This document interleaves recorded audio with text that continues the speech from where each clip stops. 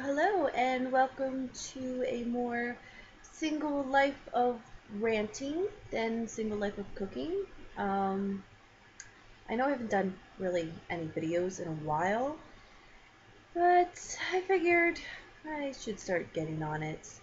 Um, a lot of people I know have been bothering me to make videos, mostly just friends of mine that really liked my cooking videos, mainly dudes. Whatever. I'll do it. I'll do it eventually. But today, what I wanted to do is I actually wanted to talk about The Wizard of Oz. As people know, it is the 75th anniversary this year, and that's why the Oscars are going to be celebrating.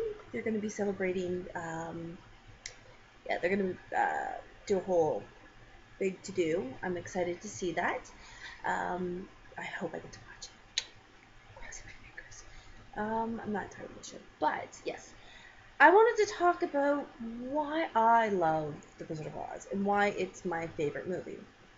Don't mind this. This is like, yeah. I know, I understand I got the shininess here. You know what my forehead's about. Okay, don't put that out. I understand. You can make fun of it. I make fun of it all the time. I have a shiny forehead. It's cool. Anyways, that's not the point. The point is, I wanted to talk about my favorite movie, which is The Wizard of Oz, celebrating its 75th anniversary, and the Oscars are celebrating. Woo! I'm excited. Yeah, why is it my favorite movie? A lot of people have been asking me that, especially lately, because I've been bringing it up. But the reason why The Wizard of Oz is my favorite movie is when I look at the time the book was written and the time period of which the movie was created, it's kind of it's very progressive, extremely progressive for its time. If you think about it, the story is essentially about a 13-year-old girl. Yes, I understand Judy Garland was 16 at the time and looked a little bit older than 13 in the movie. But the actual story is about a 13-year-old girl from Kansas, and she gets swept off to a magical place. And her whole purpose is to get back to her Auntie Em. And along the way, the first person she meets is Glenda, the Good Witch, and Glenda becomes her essentially her her hero. She kind of like tells her why she needs to go to Oz and how she can get home and all this stuff. And the real reason behind that is because Glenda feels like Dorothy needs to go on a journey to learn something about herself, to learn something about family and all this stuff.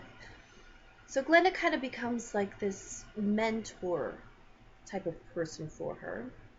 And then she comes in contact immediately with the Wicked Witch after she killed the Wicked Witch of the West's sister, the Wicked Witch of the East. She meets the Wicked Witch of the West, and the witch becomes her main antagonist, her enemy, the villain. And then along her journey, she meets the Scarecrow, who's a guy that needs a brain, and the Tin Man, a guy who needs a heart, and the Lion, who's a guy that needs courage. And then they end up in Oz, and they meet the wizard. And as the story progresses, they realize, the wizard isn't really a wizard at all. He's just a man behind the curtain. A very flawed, fraudulent man behind the curtain. So when you kind of look at all the characters, you kind of realize like the main strong, intelligent characters are all female. Like even when you look at the beginning at Auntie Em and the uncle, Auntie Em's kind of more of the strong character between the two, and the voice of the family. So, when you think about it, The Wizard of Oz, the story itself and the movie, it's very progressive in the sense that it's very female-centric. The female characters are strong and intelligent. They're powerful. They're more powerful than the male characters. The male characters kind of play a very secondary role. Yeah, I understand like the the Scarecrow and the Tin Man and the Lion, they go and save Dorothy, or when she's kidnapped by the witch. But really, who defeats the witch in the end? It's Dorothy. Like, she throws water on the witch, so really Dorothy does defeat the witch in the end. They just kind of like help Dorothy in a sense. So the males in the story play very very secondary role, and you just have like these four archetypes of flawed males who kind of need this young, strong, intelligent girl to kind of like female to guide them to you know show them their truth. In the end, Scarecrow realizes he actually is smart because he strategically plans how to save Dorothy. The Tin Man realizes he has a heart because he realizes he cares enough about this girl to go save her. That takes a lot of heart in somebody. And then the Lion realizes, wait, I do have courage because he had enough courage to go help and save Dorothy and stuff. Oh, this is my little Siamese kitten. Hi. Hi. Her name's Leia. Look at her. She's so pretty. Look at the camera. Look at the camera. No? You're going to be a little bugger? Okay. That's my Lynx Siamese. If you heard the hissing, that was Lando. He doesn't like anything or anyone. But yeah. Anyways.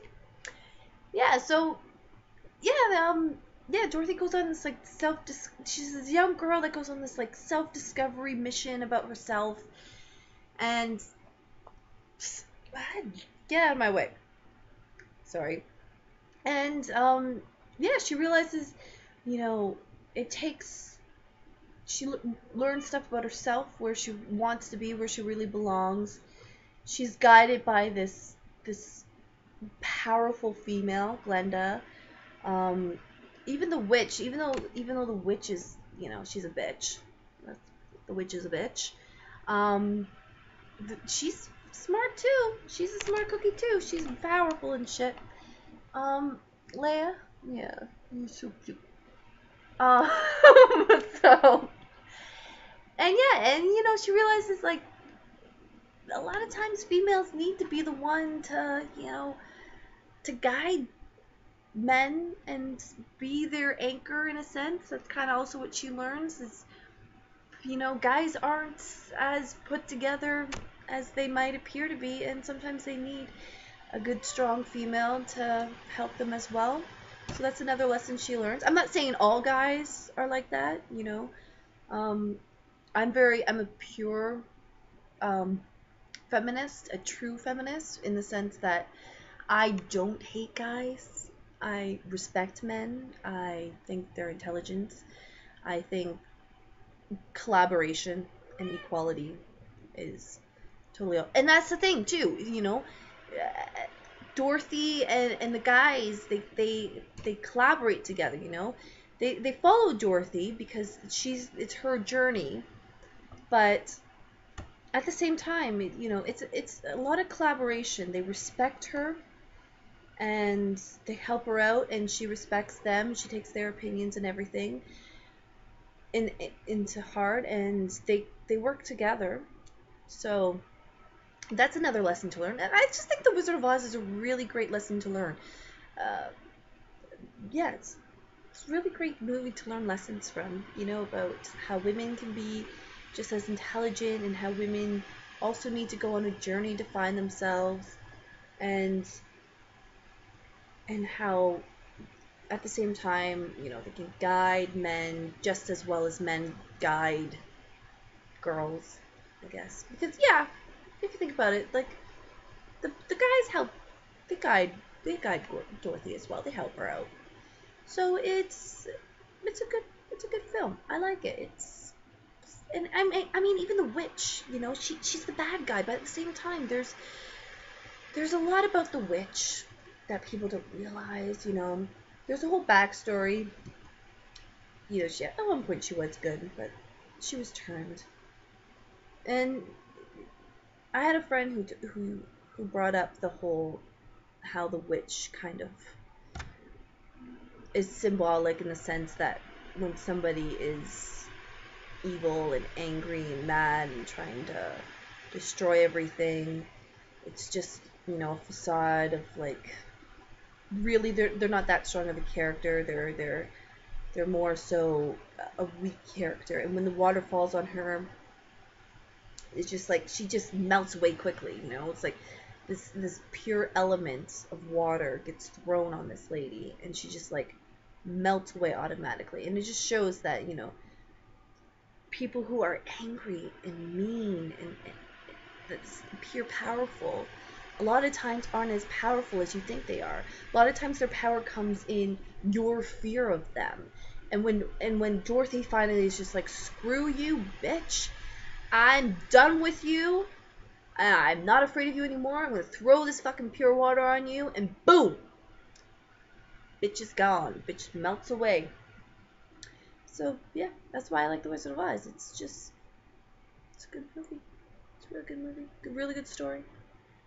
And yeah, from the time it was written and the time it was created, it's very progressive, especially in the sense of females. And yeah. Peace out.